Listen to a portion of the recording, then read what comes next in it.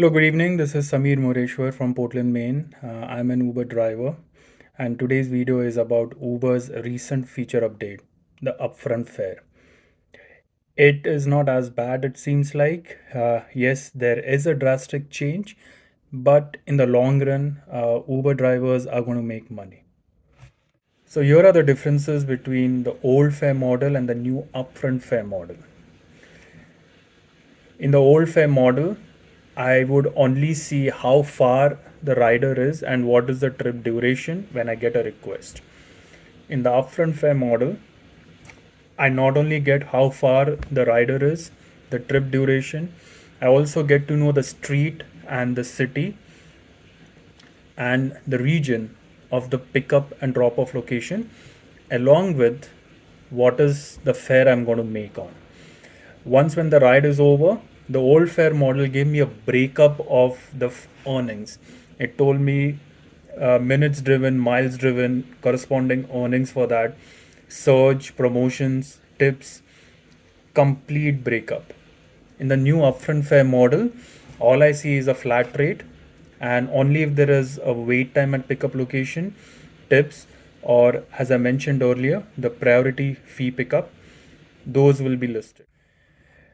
So the immediate reaction, my personal reaction, and in general, other Uber drivers' reactions that I read on online forums like Reddit and other blogs that, oh, we are getting paid less.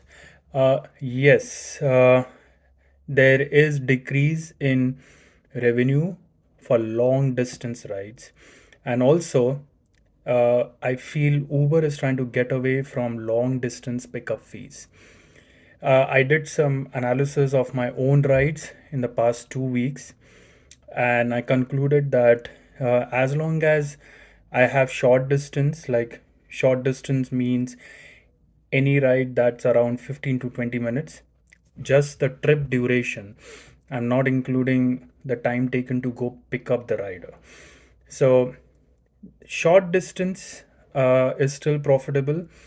I compared the old model versus the new upfront fare model. In the old model, a diamond driver, which is me, was paid 13 cents a minute and 81 cents a mile. So almost all my short rides, I'm earning more than the old fare model.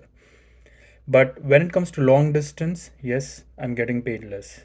And an average $4 to $5. Long distance pickup fee is not available. I even spoke to Uber's customer service.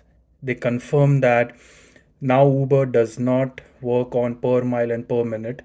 And long distance, they don't directly admit that long distance pickup fee is not available. They'll ask you a simple question, how much did you drive? And when I said, oh, I drove 25 minutes, oh, they'll say, oh, in your region, the threshold is 25 minutes. That's how they're handling the objection. I'm not in agreement with that. There are better ways to handle such objections when Uber aware that the new upfront fare model could negatively impact a driver's decision to continue driving? Yes, it knows. So why is Uber still doing it? Probably it wants to get rid of some low rating drivers who are harming the rider's experience.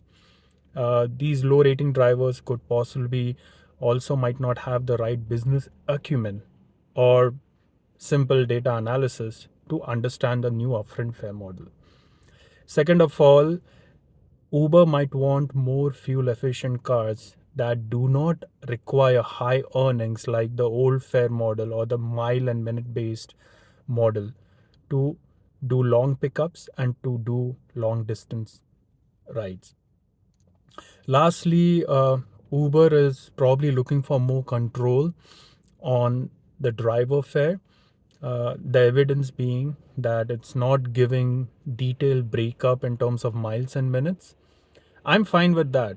I'm even fine if they put up miles and minutes and every ride has a different mile per dollars per minute and dollars per mile. I'm fine with that.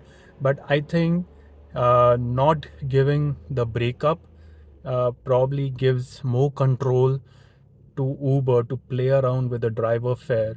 And also, another reason why Uber could have possibly done this is because to avoid driver migration. What is driver migration? So I live in Portland, Maine.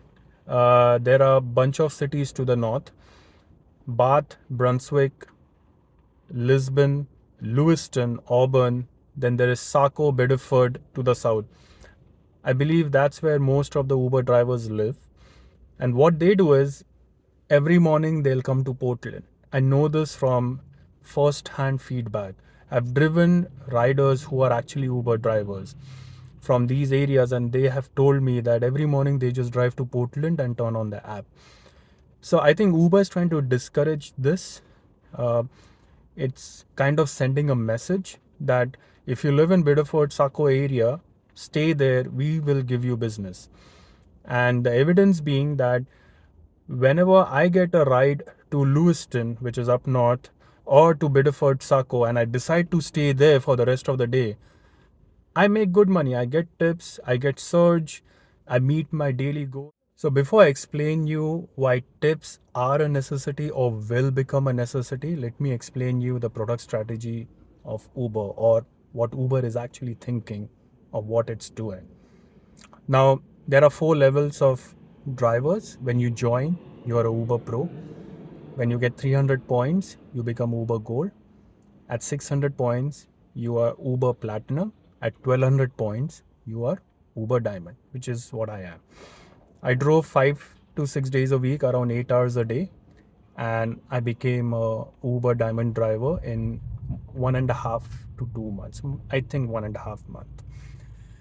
Now, as a Platinum and Diamond driver, I get very less long distance pickup and long distance ride.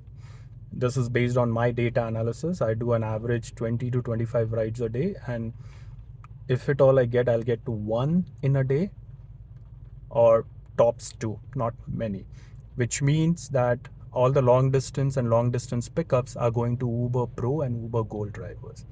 Now, if they reject the rides for whatever reason, that they don't have the long distance pickup fee, or they feel the fare isn't worth it, Uber is going to pass it on to Platinum and Diamond drivers. So the question for Uber is that, are Uber Pro and Uber Gold drivers getting long distance pickup fee and the regular per minute and per mile for the fare? If yes, then I feel that the pressure on Platinum and Diamond drivers to do long distance pickup and long distance rides will reduce and keep a short distance more profitable.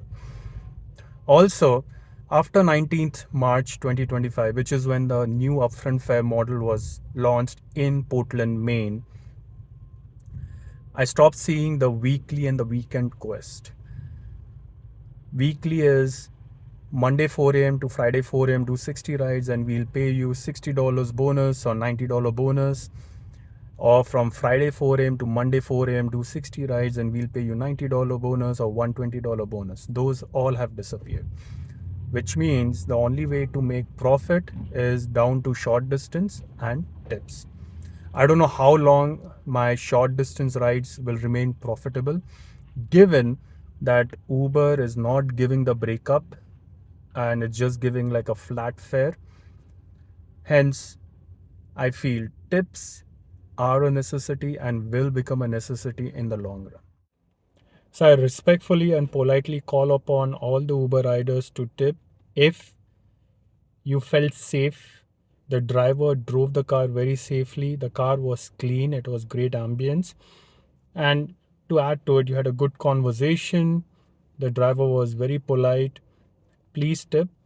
But under any situation, if you don't want to tip, especially if you feel the fare was really high, then please let Uber know. Please report to Uber that the fare was too high to tip. Thank you. And yes, that means more control means they can monetize and they can play around with the dollar earnings more easily and more conveniently. That doesn't mean anything bad, let me tell you. It's a pure business decision which every company does. But I would conclude that getting tips will become a necessity because it's clear in the upfront fare model that no long distance pickup fees or less long distance rides are getting traded off against your tip earnings. So, in the next video, I'll talk about how to enhance a driver's driving experience so that a driver can make more tips. Until then, keep calm and drive.